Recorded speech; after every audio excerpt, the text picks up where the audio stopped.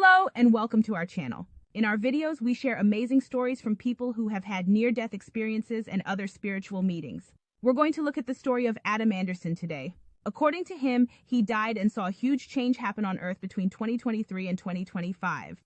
Before getting started, make sure to add your name and city in the comments for good luck and love. With that said, let's get right to Adam's amazing story. Everywhere I lived, I felt like I didn't belong since I was a child. I grew up in Brooksville, a U.S. town that was very quiet but had a lot of dark secrets hidden in its streets.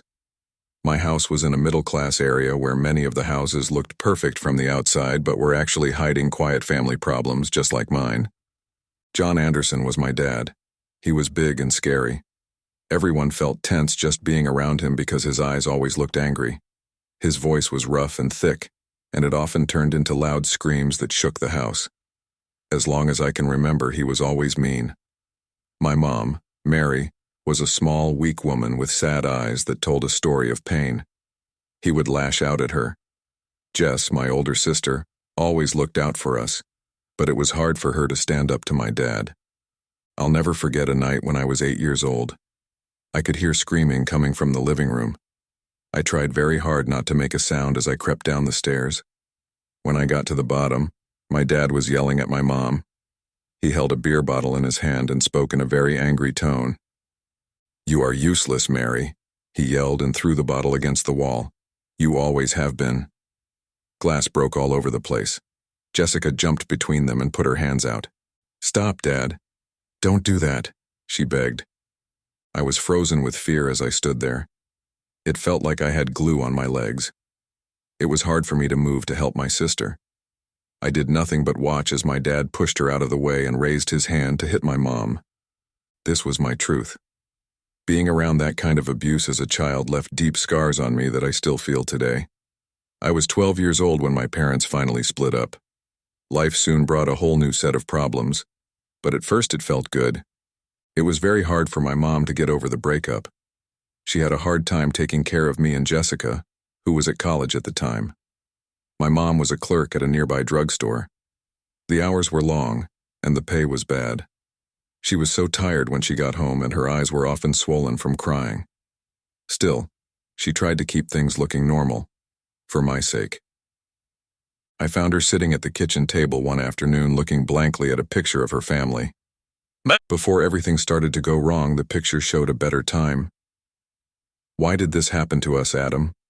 my mom asked over and over as she looked at it. It looked like she was looking for answers that weren't there because her eyes were fixed on the picture. I did not understand what to say. I sat next to her and held her hand. "Don't worry, Mom. Everything will be fine. Somehow we'll be okay," I said in a whisper. But I wasn't sure if I really believed it. I began hanging out with the wrong people when I felt lost and like I had no place in the world. I ran away from home when I was 15 years old. Brooksville's streets were fine during the day, but at night they were dark and dangerous. I found some kind of safety with a group of other kids who were also lost and walking around the streets. Each of us had our own painful pasts, and together we made this strange, messed up family. I will always remember the first night I lived on the streets.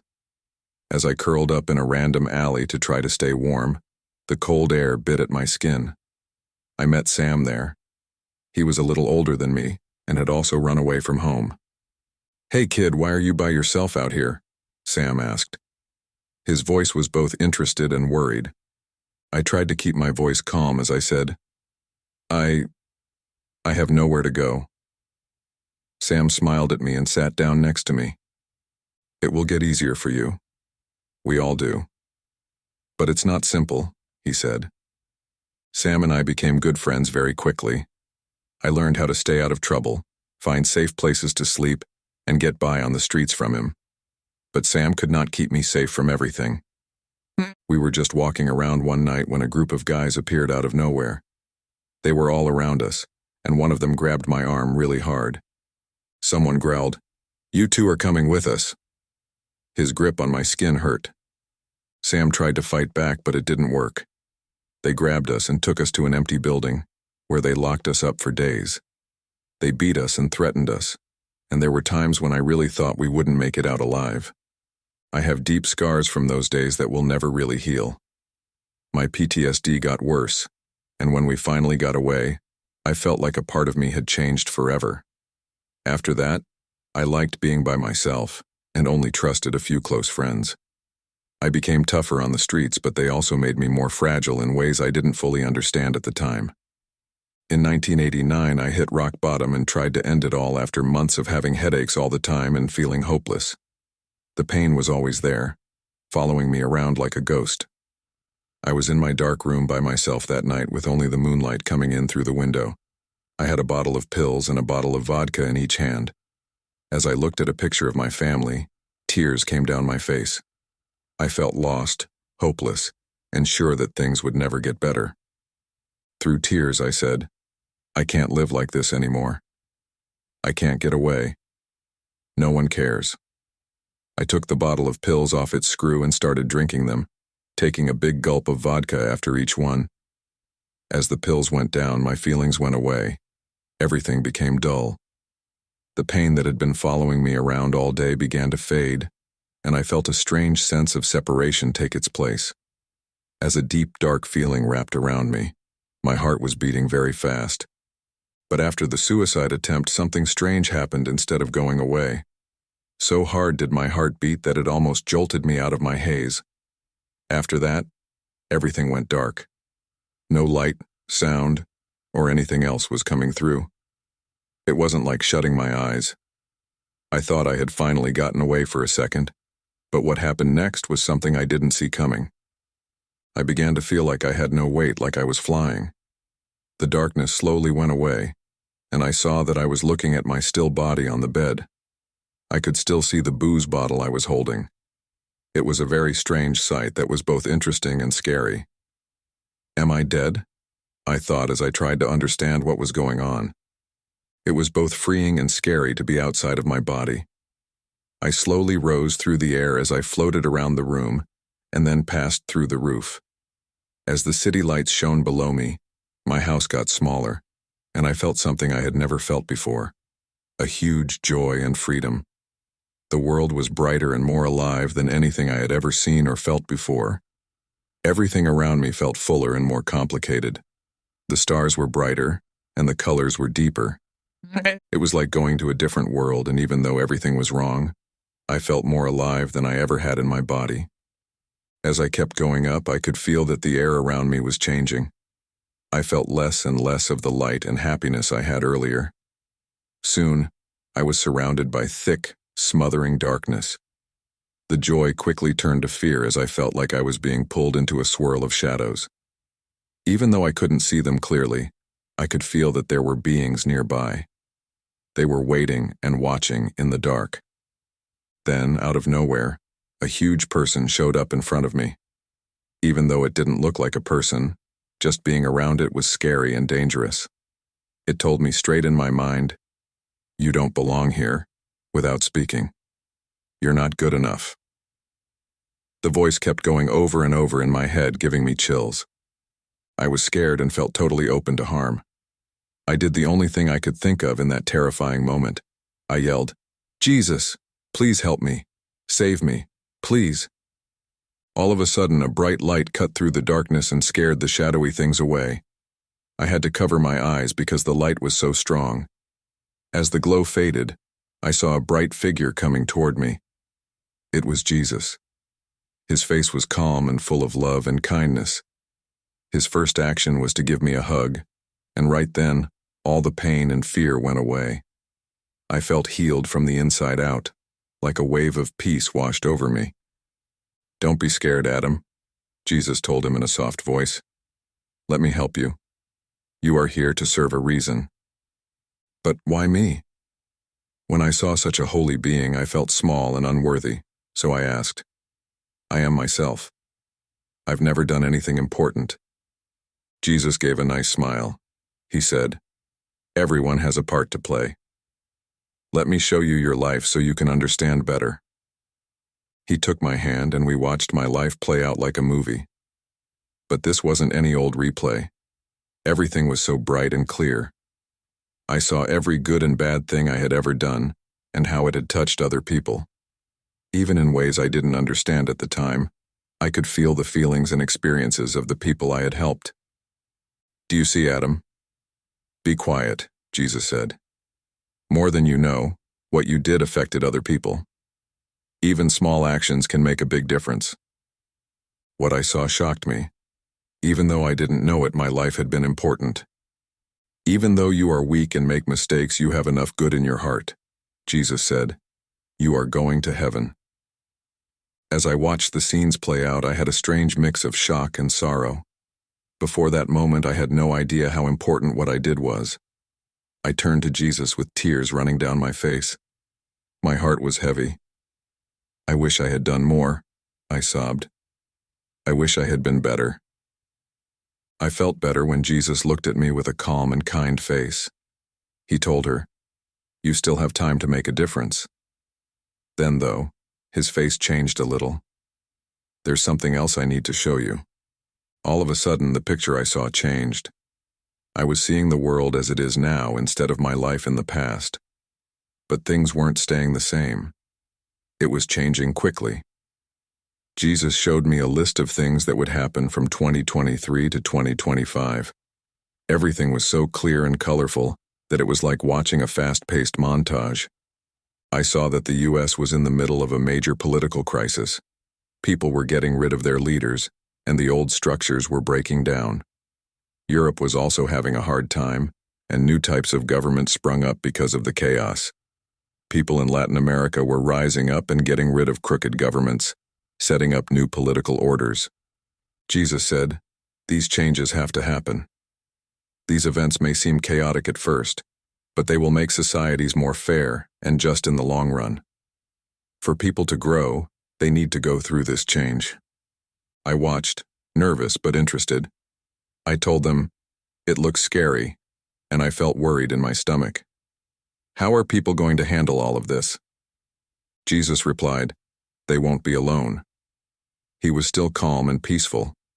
All over the world, people are testifying for God. These people will show others the way and help those who need it. During this time, love and kindness will be very important. It made me feel a mix of curiosity and fear as I kept watching. The visions were so clear: cities on fire, protesters in the streets, and world leaders rushing around in desperate talks. There was a strong sense of need and chaos, but there was also hope and a chance to start over. Jesus showed me that these changes were not just political, but also spiritual and cultural. Jesus pointed to a picture of a huge protest in Washington, D.C. and said, "Look." Thousands of people marched together, telling their leaders they wanted justice and the truth. "It was because people are standing up against injustice," he said. "This is a crucial step in the evolution of society." Many different types of people, young and old, of different races and backgrounds, marched together with signs that said, "Peace and justice." Strong determination and a desire for change filled the air, but there was also a strong feeling of hope. I could feel the protesters' energy and drive, but I also saw the violence that was being used against those who were standing up for change. It was a rough and heated fight for power. It felt like I was seeing the best and worst of people at the same time. Jesus looked at me with a serious but calm face. He told them, "These changes will happen in waves. We need to take down the old order so that a better one can come up. But this process is going to hurt." After that, I saw Europe. Several cities were in a state of chaos. Old governments were falling apart, and new ones were taking their place. Young people were in the lead and led efforts for change. They were motivated by the hope of a better future for everyone. There were heated arguments and fights in the streets, but there were also times when everyone came together deeply. He said, "In Europe, people will be looking for a new identity and purpose very hard. They are trying to find a balance between their long-held traditions and the need to try new things." After that, I saw Latin America. I saw a wave of protests that took down crooked governments across the continent. People were making new governments based on ideas of fairness and social justice, taking charge of their own lives. People really cared about each other and worked together to rebuild their societies from the ground up. Jesus went on, "In Latin America, the spirit of community and solidarity will be key to getting through tough times. They will show the world how strong it is to work together and love each other. As I watched it all happen, I felt like I had to take care of everything. It became clear to me that I too had a small part to play in this really big change. I could help make the world a better place as it changed. Jesus smiled at me and turned to face me. He said in a soft voice, "Adam, everyone has a part to play. You can also make a difference. Your trip isn't over yet." Jesus led me to think about my own life after these strong visions of the future. My whole life seemed to play out in front of me like a movie, but with a level of feeling I had never felt before. Every important moment went by quickly, and I could feel how my actions affected other people. Jesus said, "Let's start from the beginning." His voice was as soft as ever, and he led me through a deep look at my past. I felt like I was back in my youth when I saw the first scene. I saw myself having fun with my sister Jessica in the backyard. As the sun shone, everyone laughed and felt happy. There was a lot of sound in the air, and I could almost feel the sun on my skin. That moment was so pure and happy that it felt like a warm blanket around me. Jesus said in a soft voice, "These times of joy are precious.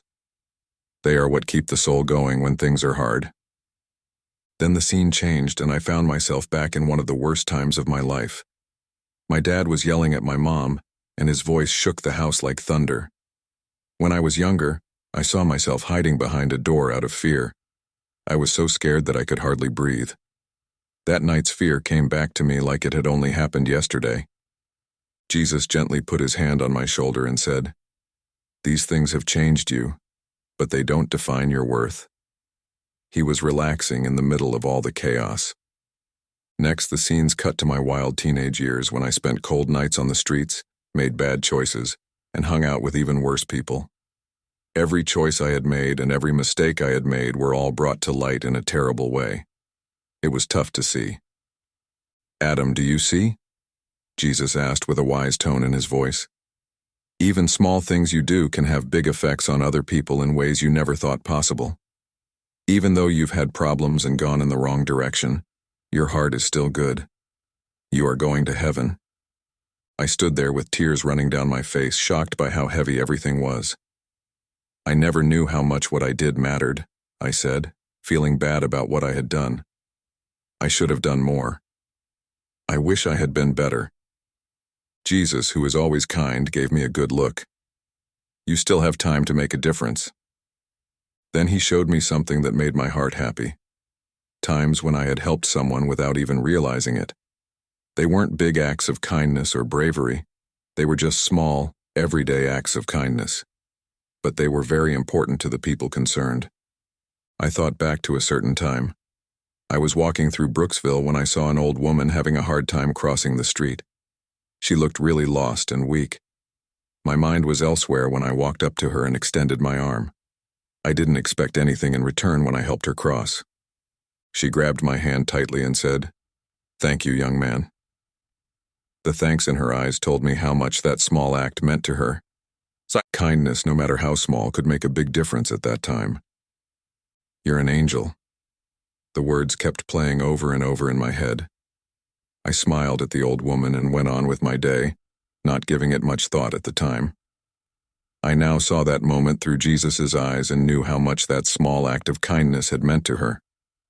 His voice was warm as he said, "All these little acts of kindness add up. They send out waves that go beyond what you can see." The life review kept going, but it wasn't all so comforting. There were also painful times. I thought about the times I had failed and hurt the people I cared about the most.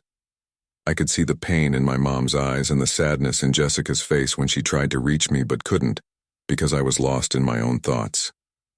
It was hard to watch these scenes, but Jesus gave me comfort. He told Adam in a soft voice, "You are not on trial. This is so you can learn and grow." Some of the things I learned there were forbidden to me and would have slowed my spiritual growth. It was hard to accept at first, but I knew it had to be done. I watched scene after scene, each one a mix of failure and grace. The good and bad things I did had an effect on the lives of those around me. I saw the hurt I had caused, but I also saw the happiness and comfort I had brought to other people without even realizing it. One of the hardest things to watch was my sister Jessica get hurt. She was excited to spend time with me during one of her college breaks when she came home for Christmas. I thought of how joyful she looked, her eyes shining with hope. She asked him in a loud voice, "Adam, why don't you come with me to the mall? We can shop for gifts together." But I was caught up in my own pain. I didn't really look at her. "I don't feel like it, Jess." "Go alone," I said, unwilling to care. I could see it then, the sadness in her eyes and the way her shoulders sagged a little. I hadn't seen it at the time. I was too caught up in my own problems. But now that I saw the scene again, I knew how badly my rejection had hurt her. She tried to hide how sad she was, but it was clear. "I just wanted to spend time with you," she said softly as she left the room. Jesus showed me how much that event had hurt her. She felt ignored and like she couldn't help her brother. It blows my mind that my weak and careless words can cause such deep wounds. "Adam, do you see?" Jesus asked with a soft but strong voice. "How can the things you say and do can have a big impact on the people you love? Small exchanges can leave marks that last a long time." It wasn't all pain, though. There were also times of light. I saw myself in one scene going through a very bad time. Instead of shutting everyone out, I had called out to an old friend. As one of the few people I had made on the street, Sam had been having a hard time too. Sam had told me, "Adam, I'm in a deep hole," and his voice was shaking. I don't know what to do. Even though I was having problems myself, I offered him a hand and an ear to listen. Seeing that moment made me remember that I had helped someone even when things were at their worst. I looked Sam in the eye one night and told him, "Sam, we're going to get through this together." His voice was shaking with sadness. "You're not by yourself." I put my hand on his shoulder to make him feel better. No matter how easy my words were, they felt very important to Sam. I saw him face his own problems and got stronger from the moment of hope we both felt. It was a lesson that being kind can make a big difference, even when things are very bad. Each time Jesus showed me this part of my life, it taught me something about how powerful it is to be kind and understand other people. I was so thankful for this chance to see and understand how what we do affects other people. "Adam, you have enough good in your heart," Jesus told him with a smile. "Despite your flaws and mistakes, you are destined for something greater." He talked about how important love and kindness are all the time. It was so easy and normal for me to connect with Jesus. He told me that there are witnesses from God all over the world, and that my pain was a part of a bigger plan. This fresh look at my problems made me feel at peace. Jesus said with confidence, "Adam, know that you're not alone. The reason you're going through pain is to help you grow spiritually." People told me I couldn't bring some information back with me because it could get in the way of my spiritual journey. I didn't want to agree with this, but I knew how important it was to follow this rule. The things I had learned were enough to help me move forward. When my time with Jesus was over, I had a strong desire to stay in this calm and peaceful place. When I went back to my body, I had to deal with the problems and pain of living on earth again. "I don't want to go back," I told him, my heart hurting very much. "I'm at peace here. It's just a pain there." Jesus looked at me with deep sympathy. Jesus told Adam in a soft voice, "I understand, but you still have important work to do. You still have a long way to go on earth." "What should I do?" I asked because I felt small, and the job seemed too big for me to handle. "I'm just one person who is lost and broken." Jesus told me, "Every soul plays a unique and important role. You're not by yourself. I and God will be with you and help you every step of the way. Your growth here is a part of a bigger plan." It was then that I saw my future. There were a bunch of scenes that showed how I changed and how I helped other people. This glimpse gave me hope and reminded me that my pain was for a reason. Christ told her, "You will be a light to those who are in the dark." Love and kindness are the most strong forces. Remember that. With that promise, I felt like I had a new reason to live. I was nervous, but I agreed that I had to go back to my life on earth. Jesus told me that I would never be alone and that my whole life would be full of love and peace after I finished my mission. I said with a lump in my throat, "I promise to do my best. I will do my best to do what you asked of me." Jesus smiled and gave me one last hug that made me feel better. His hug was full of love that didn't depend on anything, and it warmed my heart. "Adam, we trust you. Go make a difference." The light around me started to fade as I felt like I was being pulled back into my body. Consciousness slowly came into being from the darkness. I opened my eyes and saw that I was lying in bed next to the empty pill bottle and liquor bottle. After my near-death experience, I made it my mission to help other people. Together, the promise I made to Jesus and God's steady presence gave me the strength to face my own demons and help others who were having a hard time. One of the most important things I did to keep this promise was to help at shelters and rehab centers. I remember serving hot soup at the neighborhood shelter in Brooksville on a very cold winter night. The walls were worn and the furniture was simple, but there was a strong sense of community and hope in the room. I saw a young man sitting alone in a corner while I was serving soup. He looked like he was lost. His eyes were empty, and his face was tired. I chose to walk up to him and start talking to him. "Hi, my name is Adam. May I join you?" I asked to get to know them better. At first he looked at me with doubt, but then he nodded. "Yes, my name is Alex." We got together and started to talk. Alex talked about how his drug abuse had hurt him and put him on the streets. Every word he said hit close to home and made me think of my own problems and goals I had set for myself. I began, "You know, Alex, I've been in a really dark place too. I thought I'd never get through some things, but I learned that even in the worst times, there is always hope." Alex looked at me and there was some interest in his eyes. "How did you get away?" I told him my story, which included the time I almost died and met Jesus. I talked about how this event changed my life and gave me a new reason to live. I told them, "That's what gave me the strength to keep going. I think you can also find that strength. You're not by yourself." This talk was the start of a friendship and a relationship where one person helps another.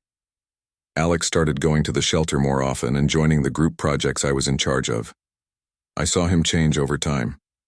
He began to think that his life could get better and hoped for greater things to come. During one of our group meetings in the afternoon, Alex talked about an important event. His voice broke as he said, "I always thought my life was doomed to fail. But meeting Adam and hearing his story showed me that I can get a second chance too." What he said moved me deeply.